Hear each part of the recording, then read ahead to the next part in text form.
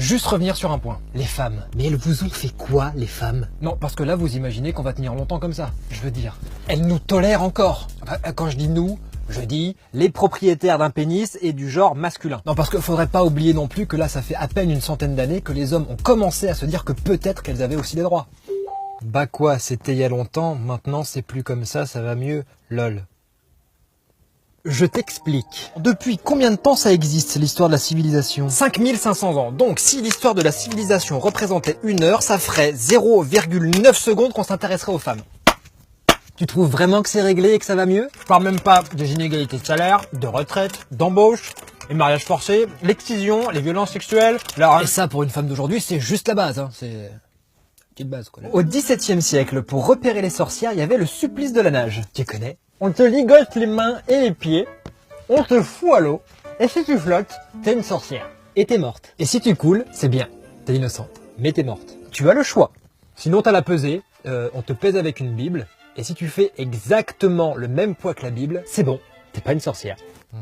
Sinon t'es morte. Non mais y a que moi que ça fait saigner du nez, ça. Jusqu'au XXe siècle, les hommes pouvaient faire accuser leurs femmes de gronderie et les faire reconnaître par la justice comme mégères. Chérie, tu pourrais pas faire la vaisselle pour une fois? Monsieur le juge? Vraiment merde. Donc en fait, quand le jury masculin décidait que t'étais une mégère, on te plongeait plusieurs fois dans l'eau froide, attaché à une chaise. Pour que tu te calmes. Tu te calmes. Avant 1907, quand t'es une femme, ton salaire, il appartient à ton mari. Avant 1924, t'as pas le droit de passer ton bac. Avant 1938, t'as pas le droit d'avoir une carte d'identité. Avant 1944, t'as pas le droit de voter. Avant 1965, t'as pas le droit d'avoir un compte en banque. Ah non, en fait, t'as le droit.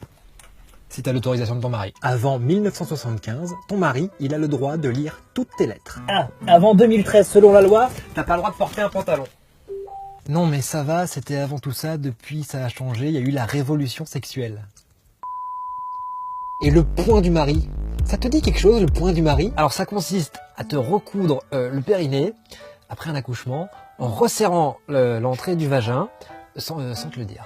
Ah non, mais c'est pour accentuer le plaisir de ton mari. Le dernier témoignage date de 2008. Le médecin aurait déclaré « Son mari me remerciera, je lui ai fait un vagin de jeune fille ». Et ce que tu sais pas, c'est qu'aujourd'hui, il y a des étudiants en gynécologie qui se sont entraînés à faire des touchés vaginaux sur des patientes anesthésiées, sans te le dire. Bon, je vous montre et vous passez un par un. Par contre, vous vous prêterez le gant parce qu'il y en a qu'un. Mais elles vous ont fait quoi, les femmes? Elles vont finir par nous péter la gueule. Au final, c'est juste une question de loterie en fait. Et tu vas naître une femme. Oh. T'as une chance sur 2. Je veux dire, vous trouvez ça logique de considérer qu'un sexe a moins de droits qu'un autre? Et si on arrêtait d'être con? Si t'es un mec, je vais te dire un truc. Tu te calmes. Les femmes, elles sont comme nous. Tu comprends? Et tout le monde s'en fout.